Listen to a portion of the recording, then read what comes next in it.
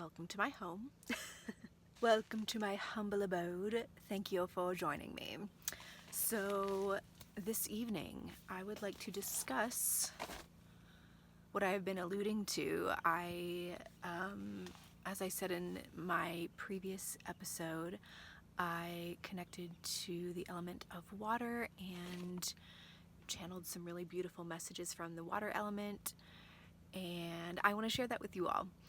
I also want to say, so I know in the first episode I mentioned that I'm a witch. I don't know that I shared much about my abilities, or I'm not really sure how much I talked about being psychic. I don't know, I feel the need to explain myself kind of, just because I feel like there are probably some people watching who are like, what's channeling? What do you mean you talk to the water element? Like, what are you talking about, Erin? So I just, as briefly as I can, because I can and will ramble on, I do want to just kind of explain that a little bit. So as I mentioned in the first episode, I'm a witch, I am psychic, I am clairvoyant. Feel free to do your own research on that. I won't explain all of that. But as far as clairvoyancy, there's different types of clairvoyant abilities, different types of clairs, as they say. So there's clairvoyance, there's clairsentience, clairaudience, and basically it's just different ways of receiving information. So you can feel things, you can see things, you can hear things. There's different ways to sense and receive information. And for me, I can get that a couple different ways. I would say I'm predominantly clairaudient. I can hear and receive messages from spirits. But I also sometimes will, I think it's just called claircognizance, where you just sort of receive information. It's the best way I can describe it is it's like information is just being airdropped into my brain. It's like the information's there. I don't know. I think that's called claircognizance. So I have that as well. Sometimes I see things, but it's more like, let me just clarify. When people say they see things, well, actually, sometimes people really do be seeing things, you know what I mean? But for me, when I see things, it's mostly just in my mind's eye. Like, I'm just getting a visual of something in my mind's eye. I can receive that as well. So, when I said that I connected to the water element and received information, a practice that I really like to do is automatic writing. So, a lot of times I will come into a meditative state, a channeled state, and I will invite in this case, the element of water to connect with me. And a lot of times I will ask specific questions. Like, I will write down a question and then listen for the response and just see what I get. Sometimes I just kind of leave it open and just see what I feel, see what happens. So that's that. I assuming if you're still watching this that you're at least somewhat interested or open-minded to seeing what this is about. So thanks for being here. So, like I said, I've done automatic writing before. I do this a lot when I like to receive guidance for myself. When I'm connecting to my spirit guides, sometimes I will just collectively invite my spirit guides to connect with me. And like I said, I'll either ask specific questions or just sometimes I'm just like, help me, you know, like, what do I need to do? You know, no, actually I say that and I laugh and it's funny. Because I feel like even if you're not someone who connects with your spirit guides, I feel like we've all been there, right? Where we're just like, life is crazy, life is hard, somebody help me, you know? I will say though, I definitely get the most clear guidance when I am not in a heightened emotional state. Like, if I'm in a place where I'm just like, and I can't think straight, that is not a good time to connect to anything but yourself, you know? So just saying all of that. Okay, let's get into it because I connected with the water element. I'm holding this up to the camera and I'm realizing, oh, that's a lot. This is what I channeled from the water element, and I want to share all of this with you. And I'm going to, oh, part of this is just for me. That part's just for me. I don't know that I'll read that to you. I want to read what I wrote, and I'll probably pause and maybe just share some insights that I got from what I received from the water element. So let's begin, shall we? Okay. I started by asking the water element, how would you describe yourself? Like, how would you describe your essence and energy? And I feel like that sounds kind of silly because I feel like we all can describe water pretty well, right? You know, I think some common words or themes would be like fluid, flowing, calm, peaceful, although we all know water can be not calm and peaceful, right? You know, but I just really wanted to hear that from the water's perspective. How do you want people to define you? Or actually, it's funny I say define because we'll get into that in a minute. Let me just read. Okay. So, all elements have a dualistic nature, but water is the most fluid. Now that sounds like a really obvious thing to say. Just stay with me though. So it's essentially the non-binary element. Now, I thought that was really interesting that the word non-binary came through. And when I heard that, it's not about gender. Although I kind of did touch on that here, and we'll get to that. But non-binary as in not one thing. So I just wanted to explain that real quick because water, that's why water is the most fluid of the elements, not because it's a liquid, but it's also a gas. It's also a solid, right? It's the one element that can be all three of those, I don't know what the word is. What's the word? What's the word for solid, liquid, gas? Like to describe those three things. I can't think of it. You know what I mean. But it's the only element that does that. Earth is earth. Like a tree is a tree. A tree can't be a liquid. You know what I mean? Air, I don't think air can be a liquid. Or a solid. You know what I mean? So water is so interchangeable and fluid. It can be many things. That's what I mean. Before I go on, I think that was the biggest thing that came through as far as how water wanted to describe itself.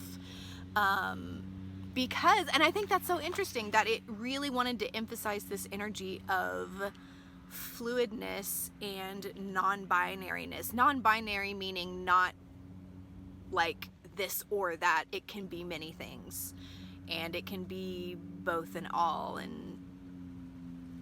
of the above, you know? I think that's interesting because humans like to define things. Like our brains like to categorize things very rigidly, and water is not that at all. Water is not that, and that was one of the biggest pieces of information that came through when I did this channeling, is that water isn't super definable. It's really only definable by its external circumstances. So if it's cold enough, water becomes ice, right? You know, water becomes a lake when the circumstances allow it to be. So water can be so many things. And that was the biggest thing that came through, is that it kind of emphasized this concept of really letting go of strictly defining something. So at this point, I just kept writing. I wasn't asking any more specific questions, so I'm just going to read what I wrote. The next thing that I wrote is, water becomes ill when stagnant. It needs movement for health and vitality. The water element is precious and sacred as it sustains all life. Most elements do. But water not only gives life, it nurtures well-being and emotional health. It not only keeps you alive, it connects you to the energy of joy and passion. Things like depression can be caused when there is a deficit in the water element within a person, or it can be that the water is overwhelming, causing imbalance. So when it comes to this message of stagnancy and needing movement and flow, one thing I really felt, and I did write this down, this is part of what I wrote down, is that humans were not meant to be so stagnant. There are so many humans who are living lives that are just way too stagnant. And when I say stagnant, that can be a lot of different ways. That can be literally, like, physically stagnant. It could be emotionally stagnant. It could be mentally stagnant. So as far as a physical stagnancy, it could be lack of exercise and movement. It could even be your work. A lot of people sit at a desk all day, right? So that's really stagnant energy, just sitting for 8 hours. Now, maybe you get a break, sure, but sitting for 8 hours that's a really long time to sit, you know. And of course you're doing something, so I'm sure you're using your brain, or you're not. I don't know. I don't know your life, but that's very stagnant. I really don't think, and at least the vibe that I got from this experience was that humans were not meant to do that. We are meant to move and use our bodies and use our hands and to just move more. Even when I sit down to edit these videos, there was one video where it took me a couple hours to edit the video, and after a couple hours of editing and sitting at my computer and like just doing that for 2 hours straight, I felt not good, really. I mean, I'm excited to do these videos, that's not what I mean, but I felt not good because I was sitting staring at a screen, like hyper focused for so long. Now, maybe 2 hours doesn't sound like a super long time, but for me, I don't know. For me, it was. I think it was even longer than 2 hours. I want to say it was maybe closer to 3 hours. But even then, I finished editing the video and then I had to get up and move around. I just was like, oh my gosh, I can't. Oh, like I just didn't feel good. We're not meant to do that. We're not meant to sit for 8 hours, to spend our whole day sitting. That's not healthy, and we wonder why we're depressed, right? So that's number one. Number two, mental stagnancy can look like not being open to new ideas, not being open to new beliefs, not being open to new ways of thinking. So basically having like a really rigid mindset, and that can be not great for a lot of different reasons. Now, I'm not saying it's not good to have certain morals and values that are very concrete and important to you. That's fine, of course. But not being open-minded, not allowing fluidness in the mind can really block you and hinder you to experiencing realizations, things that you need to realize and understand. I mean, the world that we live in is constantly changing.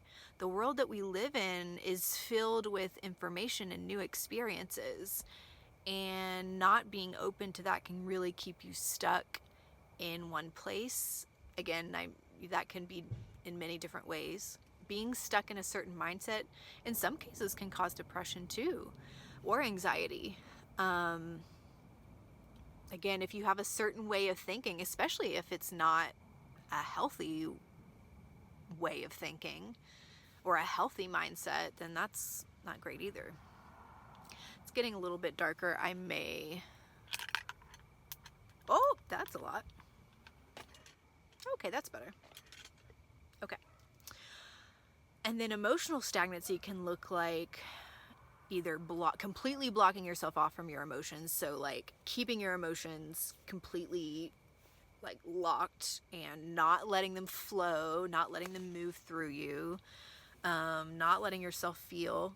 So basically, when you think of stagnancy, it's basically a lack of movement. And we came to this earth to move and do things and explore things and to discover things and to change and grow and evolve, and that is a huge part of the human experience. And when we are not doing that, it really creates dis-ease in the body, in the spirit, in the whole being. Yeah, stagnation basically breeds depression and anxiety. And honestly, I can relate to that firsthand. I have struggled with depression in a lot of moments throughout my life. I had some pretty big time periods in my life where I really was struggling with depression. Even when I was pretty young, I experienced depression, and even the past few years, actually, before I did this trip, I was really fighting stagnancy. I was really in a space of just not moving as much as I needed to, and I mean that in a lot of different ways. I have been better about exercise and movement, like physical movement, but I would get stuck in these periods of stagnancy because I just felt like,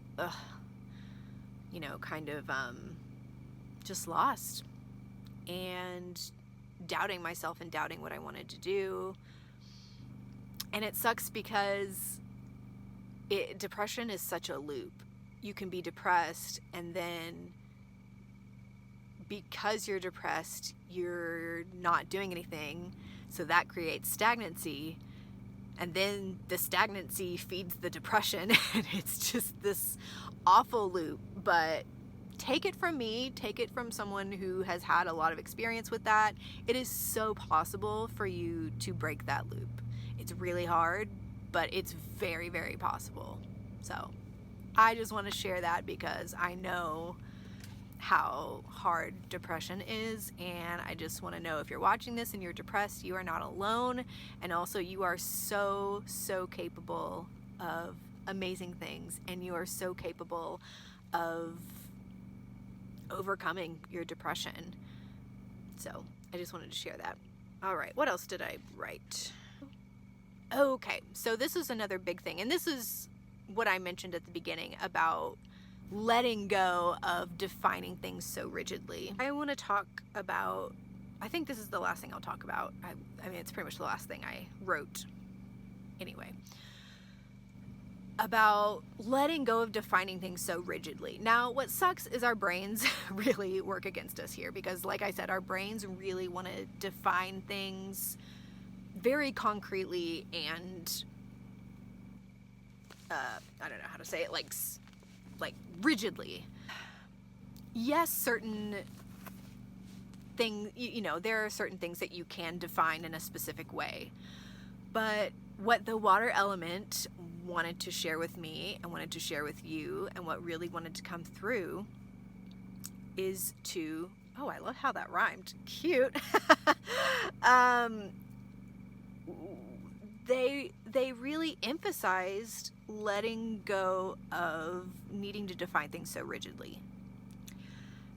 And they did give the example of gender, using the word non-binary, right? So, and what I even wrote down from them was, gender was actually never really meant to be defined as rigidly as we define it. Yes, there are male and female energies, that exists, and you do see that in nature, but you also see in nature plants, animals with a mixture of the male-female energies. And our brains have a really hard time accepting that two things can be true at the same time. We have such a limited what's the word, rigid perspective of like, this is boy, this is girl, they are separate, this is that. And it's like, it's really not that. It's really not, you know, not that you can't identify as a boy or as a girl or as both or neither or whatever. You know, it's obviously not a bad thing to define yourself and to identify of yourself in a certain way. But our perspective of how we define these things is so rigid when it's really not that way. Now, if you know anything about spirituality, basically what I'm thinking of right now are the chakras, the sacral chakra.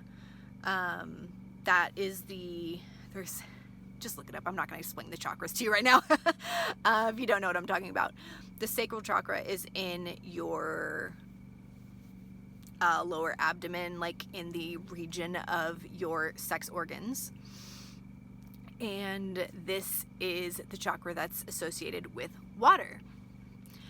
And this center, I mean, y'all think about like how even with sexual orientation or like sexual preferences, how it's such a spectrum, right? Gender is also a spectrum. Sexuality is a spectrum. Why? Because it's associated with the element of water. It's one of those things where it's not super rigid and definable because that's the nature of it. That is the nature of it. Think about the womb and how we are all born from water. Life came from water. Like, think way, way back, you know, when the earth had no humans, no animals. Literally, there was like bacteria in the water that somehow evolved, and here we are, basically, right? Like, we all came from water. We are all born from the waters of a womb.